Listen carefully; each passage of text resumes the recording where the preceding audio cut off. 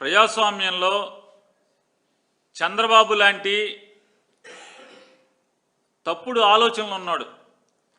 చంద్రబాబు నాయుడు లాంటి దుర్మార్గమైనటువంటి అంటే ప్రజాస్వామ్యం కానీ చట్టాలు కానీ ఏమంటే విలువలంటే కానీ ఏమాత్రం లెక్కలేనటువంటి వ్యక్తి ప్రజాస్వామ్యంలోకి ఇలా వస్తాడని కూడా ఎవరు ఊహించుండడు. రాజ్యాంగం రాసినప్పుడు అంబేద్కర్ గారు కూడా ఊహించుండడు. అసలు ఇటువంటి వాళ్ళు వస్తారు రాజకీయాల్లోకి అని చెప్పిన ఆయన ఊహించుండడు. ఇవాళ ఎంత దుర్మార్గం చూడండి. ఎవరైతే ఏ డిపార్ట్మెంట్ అయితే చంద్రబాబు నాయుడు యొక్క తప్పుల్ని వెలికితీసి అతను చేసిన పాపాలని సాక్ష్యంగా పెట్టి కేసులు కట్టి చంద్రబాబు అరెస్ట్ అయ్యి మెరిట్స్ మీద కాకుండా ఆరోగ్యం పాడైపోయింది చచ్చిపోతాడు, ఆరోగ్యం బాగు చేయించుకోకపోతే హాస్పిటల్లో చేరబోతే చంద్రబాబు చచ్చిపోతాడని చెప్పని కారణాలు చెప్పి బెయిల్ తెచ్చుకుని హెల్త్ గ్రౌండ్స్లో బెయిల్ తెచ్చుకుని దాదాపుగా 18 గంటలు రాజమండ్రి నుంచి బెజవాడ దాకా ఊరేగుతూ వచ్చి 18 గంటలు ఆరోగ్యం చెడిపోయింది, నేను ఆరోగ్యం బాగు చేయకపోతే కనుక చచ్చిపోతాడని చెప్పి వీళ్ళు వాదించి హెల్త్ గ్రౌండ్స్లో బెయిల్ తెచ్చుకుని ఇంతవరకు ఒక్కరోజు హాస్పిటల్కి వెళ్ళడు. వైద్యం మొత్తం చూశారు. ఇవాళ బెయిల్ని కూడా దుర్వినియోగం చేస్తూ తన మీద పెట్టినటువంటి అన్ని కేసుల్ని అధికారుల్ని బెదిరించి ఏదైతే ముఖ్యమంత్రిగా ప్రమాణ స్వీకారం చేసినప్పుడు తనకున్నటువంటి అంటే ప్రజల ఓటు ద్వారా తనకు వచ్చినటువంటి తన చేతికి వచ్చినటువంటి అధికారాన్ని దుర్వినియోగపరచనని చెప్పని ఎంత పచ్చిగా దుర్వినియోగపరుస్తున్నాడు. తనకున్నటువంటి హోదాని అంటే ప్రజలిచ్చిన అధికారాన్ని ఎందుకు ఏం చేస్తున్నాడంటే ప్రజల కోసం ఎన్నికల వాగ్దానాల కోసం అతను వాడట్లేదు, అవి నెరవేర్చడం కోసం వాడట్లేదు. వైఎస్ఆర్ కాంగ్రెస్ పార్టీ వాళ్ళని అక్రమ కేసులు బట్టి లోపలేయటానికి వేధించడానికి తన మీద ఉన్నటువంటి కేసులన్నీ కూడా మూసివేయించుకుంటానికి మాత్రమే ప్రజలిచ్చిన అధికారాన్ని వాడుతున్నాడు తప్పితే ఈ రాష్ట్రాన్ని బాగు చేద్దామని కానీ జగన్మోహన్ రెడ్డి గారు ఉండగా ఏం చెప్పాడు? అమరావతిని చంపేస్తున్నాడని చెప్పాడు జగన్మోహన్ రెడ్డి గారు ఉండగా. ఇవాళ నిజంగా అమరావతిని చంపేది ఎవరు? చంద్రబాబు నాయుడే అమరావతిని చంపేస్తున్నాడు. ఎలా చంపేస్తున్నాడు? ఇవాళ అమరావతి రైతులు అంటున్నారు, భూములు ఇచ్చిన వాళ్ళు చంద్రబాబే దగాకోరు, జగన్మోహన్ రెడ్డి ఉన్నదేదో కడుపులో విషయాన్ని చెప్పాడు, తన ఆలోచనని చెప్పాడు.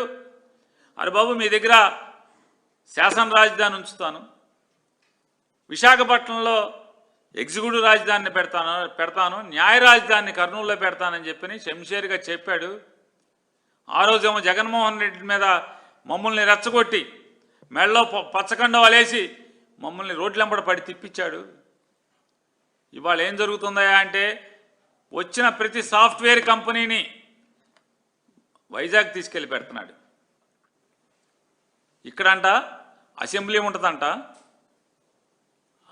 ఉద్యోగస్తులు ఆఫీసులు ఉంటాయంట, కోర్టు ఉండదంట, చంద్రబాబు ఇల్లు ఉంటుందంట. ఇంకా ఊరేముంటుంది ఇక్కడ? మా ప్లాట్లు ఎవడికి అమ్ముకోవాలి?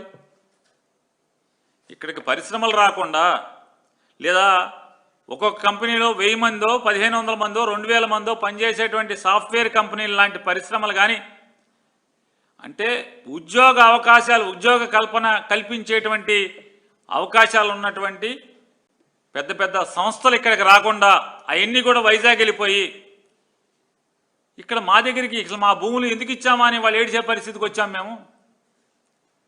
నిజంగా మాకు వెన్నుపోటు పొడిచినోడు, మమ్మల్ని నాశనం చేసేవాడు అంటే చంద్రబాబు కొడుకు కలిసి అమరావతిని చంపుతున్నారు తప్పితే జగన్మోహన్ రెడ్డి అమరావతిని చంపలేదు. జగన్మోహన్ రెడ్డి ఆయన ఈస్టర్న్ బైపాస్ పేరు మీద విజయవాడ నుంచి రాజధాని మీదుగా ఒక బైపాస్ రోడ్డు నిర్మాణం చేశాడు. రాజధాని నుంచి బయటికి వెళ్తాకి ఒక వంతెన వెంటనే హైవే ఎక్కటాకి ఎయిర్పోర్ట్కి వెళ్తాకి కోట్ల రూపాయలు పెట్టి 100 కోట్ల రూపాయలు పెట్టి రోడ్డు నిర్మాణం చేశాడు. మా అందరికీ కవర్ చేశాడు. ఆ హైవే నుంచి ప్రతి గ్రామానికి 4 లేన్ రోడ్డు మీకు ఊరికి కలుపుతాను, మీ పొలం కావాలా లేకపోతే మీరు లేఅవుట్లు చేసుకుంటారా, శుభ్రంగా రెసిడెన్షియల్ లొకాలిటీలు పెట్టుకోండి, లేదా మీరు దీన్ని ఎవరికి అమ్ముతారో మీరు అమ్ముకోండి అని చెప్పి మాకు అవకాశం ఇచ్చాడు. మా నెత్తిమేసే నుండి చంద్రబాబుని నమ్ముకున్నాం. ఇవాళ చంద్రబాబు నిజంగా ఆ రోజు జగన్మోహన్ రెడ్డి కాదు చంపింది, ఇవాళ నారా చంద్రబాబు నాయుడు కొడుకు పవన్ కళ్యాణ్ని కలిసి మాకు ఊరేస్తున్నారని చెప్పని అమరావతి రైతులు ఏడుస్తున్నారు. ఇంతవరకు ప్లాట్లు లేవు, ప్లాట్లు ఎవరికి ఇవ్వలేదు, ప్లాట్లకి వెళ్తాక దారులు ఇవ్వలేదు. చంద్రబాబుకి ప్లాట్ ఎక్కడిది? చంద్రబాబు 5 ఎకరాల ప్లాట్ ఎక్కడిది? అంటే చంద్రబాబుకి ప్లాట్ కావాలంటే పంచుకుంటాడు. అది కూడా చంద్రబాబుకి ఇచ్చే ప్లాట్ ఏమో సీడ్ యాక్సెస్ రోడ్డుకి ఆనుకుని, పెద్ద హైవేని ఆనుకుని, పాత అసెంబ్లీ వెనకాల 5 ఎకరాలు ఒకటే బిట్ ఆయనకి ఇస్తారు. ఎవరిస్తారు? అంటే చంద్రబాబుకి అమ్మకం కుదిరినోడికి, బేరం కుదిరినోడికి మాత్రం ఏరి కోరి ఫ్లాట్ రోడ్డు పక్కన ఇస్తారు. ఇంత దుర్మార్గం ఇది. ఇవాళ ఇంకొకటి కూడా వాళ్ళు బాధపడేది, ఓరి దుర్మార్గుడు అని, మా ఊళ్ళో ఏం పెడతలేదు అమరావతిలో, ఇక్కడి నుంచి మొత్తం తీసుకెళ్ళి అక్కడ పెడుతున్నావు, వైజాగ్లో పెడుతున్నావు. జగన్మోహన్ రెడ్డి గారు ఏం చెప్పాడు? నువ్వు కూడా అదే ఆచరిస్తున్నావు కదా. జగన్మోహన్ రెడ్డి గారు చెప్పి చేస్తా అని చెప్పాడు. నువ్వు మమ్మల్ని గిల్లి కోర్టులకు వేయించి నానా యాగి చేశావు. కానీ ఇవాళ నువ్వు జగన్మోహన్ రెడ్డి గారు చేసేది నువ్వు చేస్తున్నావు కదా, మొత్తం వైజాగ్లోనే పెడుతున్నావు కదా. ఈ సాఫ్ట్వేర్ కంపెనీలని ఇన్ని రోజు వైజాగ్ అనేది వైజాగ్ జపం చేస్తున్నారు కదా. మరి ఇప్పుడు ఎలక్షన్ల ముందేమో అమరావతి అన్నావు, ఇప్పుడు అమరావతిలో ఏం పెట్టవు ఎందుకని? మా ప్లాట్లు ఇవ్వవు ఎందుకని? మళ్ళీ ఉట్టికి ఎగరలేనమ్మా స్వర్గానికి ఎగిరినన్న చందాన 50,000 ఎకరాలు తీసుకున్నాం మా దగ్గర మాట్లాడుకుంటున్నారు. కాబట్టి ఇవాళ అంటే చంద్రబాబు నాయుడు ఇవాళ మనం పరిస్థితి చూస్తున్నాం. ఈ రాష్ట్రానికి అంటే ఎంత దుర్మార్గం చేస్తున్నాడు. కేవలం తను ముఖ్యమంత్రిగా గెలిచింది పవన్ కళ్యాణ్ సహాయంతో ప్రభుత్వాన్ని ఏర్పాటు చేసి ఏంటయ్యా అంటే వాళ్ళ మీద ఉన్న కేసులు తీయించుకోవటం, వాళ్ళకి శత్రువులుగా భావించే వాళ్ళని లేకపోతే వాళ్ళకి రాజకీయ ప్రత్యర్థులుగా భావించే వాళ్ళని తప్పుడు కేసులు పెట్టి లోపలేయించడం, వాళ్ళు సంపాదించుకోవటం, వాళ్ళు దాచుకుంటే ఇక్కడ దోచుకుంటున్నారు, దాచుకుంటాకి దుబాయ్లు ఫారెన్లు ఎక్కడికి పడితే అక్కడికి యూరోప్లో వెళ్ళి వస్తున్నారు.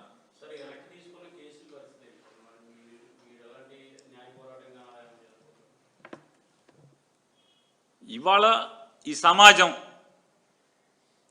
చంద్రబాబు నాయుడు చేస్తున్నటువంటి తప్పుల్ని పాపాలని ఏదైతే సాక్ష్యాలతో సహా దొరికినటువంటి ముద్దాయిగా ఉన్నటువంటి బెయిల్ మీద ఉన్నటువంటి చంద్రబాబు నాయుడు అధికారుల్ని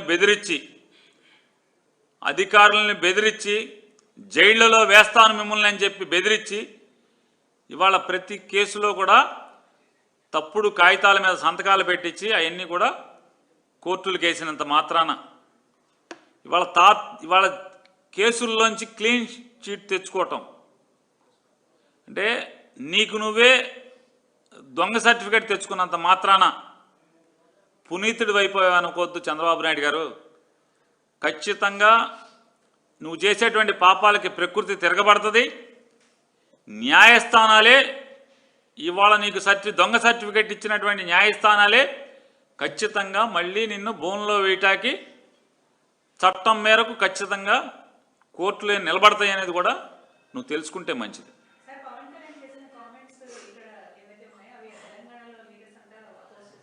బ్లాక్ మ్యాజిక్ ఏమంటారు తెలుగులో ఏమంటారండి?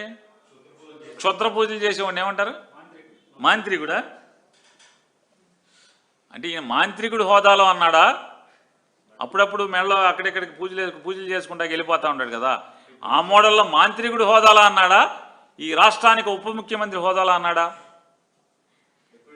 ఈ రాష్ట్రానికి ఉప ముఖ్యమంత్రి అయితే కనుక వెంటనే భారతదేశంలో ఉన్నటువంటి కేరళ నుంచో ఎక్కడి నుంచో సైంటిస్టులని ఇక్కడ లేకపోతే కనుక కేరళ రాష్ట్రం నుంచి అయినా సరే సైంటిస్టులను తీసుకొచ్చి ఆ చెట్లకు వచ్చినటువంటి వ్యాధి ఏంటో పరిశోధన చేయించి దానికి విరుగుడికి మందు కనుక్కొని ఆ చెట్లని బతికించాలి. తద్వారా రైతులు చచ్చిపోకుండా జీవం పోయాలి, చెట్టుకి పోయాలి, కోనసీమ రైతుకి పోయాల్సింది పోయి చేతపడి నేర్చినటువంటి మాంత్రికుల్లాగా ఆడి దిష్టి తగిలింది ఈడి దిష్టి తగిలింది దిష్టిలు తగులుతాయా? నిజంగా దిష్టే తగిలితే మీ ముగ్గురు విమానాలు ఎక్కి జనం సొమ్ముతో విమానాలు ఎక్కి లేదా హెలికాప్టర్లు ఎక్కి తిరుగుతున్న దానికి ఆ దిష్టికే మీరు పడిపోవాలి. కొబ్బరి చెట్లు ఎందుకు పడతాయి దిష్టి అనేది ఉంటే? ఇవాళ తెలంగాణ ఆంధ్రాతో పోటీపడి వరి పంట పండిస్తున్నాయి, ఆంధ్రాతో పోటీపడి ఉద్యానవన పంటలు పండిస్తున్నాయి. ఒకవేళ తెలంగాణ ఏంటంటే రాజస్థాన్లో పండుతున్నాయి, రాజస్థాన్లో పండుతున్నాయి, కాయగూరలు పండుతున్నాయి, ఉద్యానవన పంటలు పండుతున్నాయి. టెక్నాలజీ మారిపోయిన తర్వాత ఇంకా ఈ చేతబడులు మంత్రాలు ఈ అంటే పరిపాలించడం చేతకాక ఓటేసినటువంటి నమ్ముకున్నటువంటి ప్రజల యొక్క అవసరాలను ఎలా తీర్చాలో చేతకాక చేతిలో అధికారం ఉన్నప్పటికీ కూడా దాన్ని ప్రజల కోసం కాకుండా వీళ్ళ సొంతం కోసం వీళ్ళ లాభాల కోసం వీళ్ళు బాగుపడటం కోసం తప్పితే వీళ్ళకి తెలిసింది ఏంటి అంటే అధికారం వీళ్ళు బాగుపడటం కోసం మాత్రమే తప్పితే ప్రజల బాగోగుల కోసం ఆ అధికారాన్ని వాడటం చేతకాక మాత్రమే ఈ చేతబడి పిల్లి మొగ్గలు చేస్తున్నాడు తప్పితే వేరే ఏమి కాదు పవన్ కళ్యాణ్ గారు అనేది మనకు అర్థమవుతుంది. ఇదొకటే కాదు, ఆయన లోకేష్ గారి బ్యాచ్ అంతా మాట్లాడుతున్నారు ప్రజల సొమ్ము నయా పైసా ఖర్చు లేకుండా లోకేష్ విమానంలో తిరుగుతున్నాడని.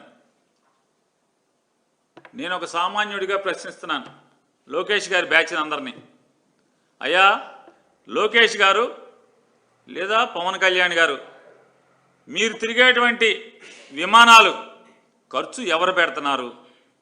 ఎస్, జనం సొమ్ము కాదు, ఎవరి సొమ్ము అది? ఎవడొకడు డబ్బు కట్టకుండా విమానం గాల్లోకి లెగదు కదా, మరి ఎవడు పెడుతున్నాడు?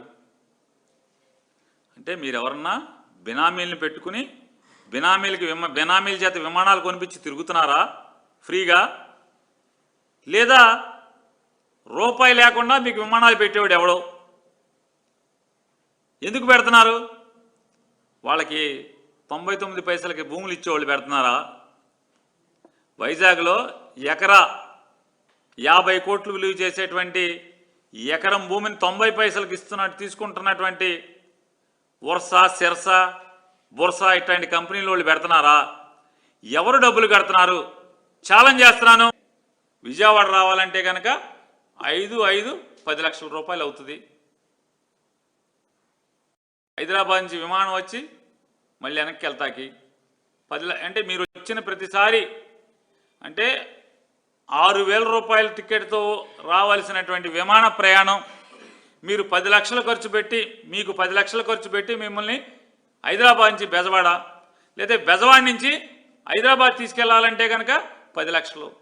అంటే రాను 10 లక్షలు పోను 10 లక్షలు. అంటే మీరు శుక్రవారం సాయంత్రం 10 లక్షలు, సోమవారం పొద్దున 10 లక్షలు, అంటే వారానికి 20 లక్షల రూపాయలు మీ మీద ఖర్చు పెడుతున్నాడు ఎవడో. ఛాలెంజ్ చేస్తా, మీ అకౌంట్లోంచి ఉంటే కనుక మీరు చూపించండి, మీ అకౌంట్ కాపీ చూపించండి. చంద్రబాబు నాయుడు అంటే మొత్తం కొత్త హెలికాప్టర్ ఎవడో బినామీ పేరు మీద కొన్నారు, ఆడికి 5 ఏళ్లలో ఆ 200 కోట్లు 300 కోట్లు 150 కోట్లు పెట్టి కొన్న హెలికాప్టర్ వాళ్ళ సొంతం అయిపోయేట్టు ఫీజు కడుతున్నారు. చంద్రబాబు నాయుడికి హక్కు ఉంది, అధికారం ఉంది ముఖ్యమంత్రి హోదాలో. మీకు ప్రభుత్వం నుంచి హక్కు లేదు, అధికారం లేదు, కానీ మేము ప్రభుత్వ డబ్బులు కాదని డబ్బాలు కొడుతున్నారు కదా. మరి ఎవడు డబ్బులు? ప్రభుత్వం డబ్బులు కాకపోతే నేను పవన్ కళ్యాణ్ బ్యాచ్ని అడుగుతున్నా, లోకేష్ బ్యాచ్ని అడుగుతున్నా, ఈ డబ్బు ఎవడు పెడుతున్నాడు? మీరు రావటానికి 10 లక్షలు పోవటానికి 10 లక్షలు ఎవడు కడుతున్నాడు అని అడుగుతున్నాను. చెప్పే ధైర్యం మీకుందా?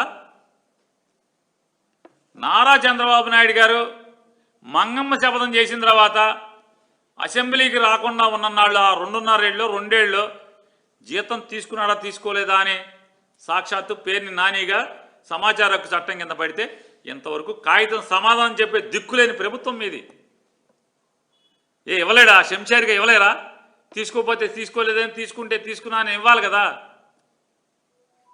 మరి వైఎస్ఆర్ కాంగ్రెస్ పార్టీ 10 మంది సభ్యుల్ని మీ ఇష్టం వచ్చినట్టు మాట్లాడుతున్నారు కదా, జీతాలు తీసుకుంటున్నారు, ఎమ్మెల్యే హోదా అనుభవిస్తున్నారని.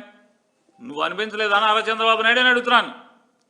నేను సమాచార హక్కు చట్టం కింద అడిగాను, ఇచ్చే దమ్ము లేదా మీకు అని అడుగుతున్నాను. 2 ఏళ్ళు అయింది కాగితం పెట్టి నేను. ఇవ్వరా? ఇచ్చే సినిమా మీ దగ్గర లేదా? అంటే ఇటువంటి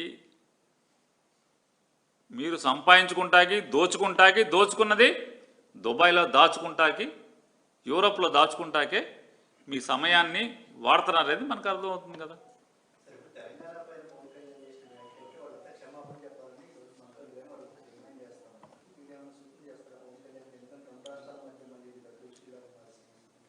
ఈ ఆయన బాబు సినిమాటోగ్రఫీ మంత్రి అంట, పిచ్ సినిమాటోగ్రఫీ మంత్రి అంటాడా. చూసా ఇందాక స్టేట్మెంట్. ఆయన ఏమంటాడు, నేను సినిమాటోగ్రఫీ మంత్రిగా చెప్తున్నాను, నీ 2-3 రోజులు ఆడే సినిమా ఆడనివ్వండి. అసలు ఇతను ఎందుకే బాబు, అసలు మామూలుగా మ్యాట్నీకి ఎత్తేస్తారా సినిమాని, ఇతను చేయలేదు. అతని సినిమా మ్యాట్నీ మార్నింగ్ షో పడితే మ్యాట్నీకి ఆడటమే కష్టం, ఇతను ఎందుకు ఆపటం. సినిమాటోగ్రఫీ మంత్రి వచ్చి ఆపాలండి సినిమాలు. జనమే చూడట్లేదయ్యా బాబు అని చెప్తుంటే ఇప్పుడు దాకా కొనుక్కున్నోళ్ళు బికార్లు అయిపోయారు, సినిమాలు కొనుక్కున్న వాళ్ళు బికార్లు అయిపోయారు. ప్రభుత్వానికి జిఎస్టీ కట్టలా ఇంతవరకు ఆ ప్రొడ్యూసర్. ప్రభుత్వం నుంచి అడిగిన ఒక్క అధికారి లేడు. జిఎస్టీ కట్టపోతే ఇంతవరకు ఆ సినిమాకి ప్రభుత్వం నుంచి అడిగిన వాళ్ళు లేడు ఎవడు. వేరే వాడిని అయితే ఊరుకుంటారా అని అడుగుతున్నాను. సినిమాలకు జిఎస్టీ కట్టరు, కొనుక్కున్న వాళ్ళేమో బికార్లు అయిపోయి పాపర్లు అయిపోయిన పరిస్థితి. దానికి నువ్వు సినిమాటోగ్రఫీ మంత్రి ఒకడు వచ్చి ఆపాలండి. మళ్ళీ ఇవన్నీ వేస్ట్ మాటలు ఎందుకు ఇదంతా.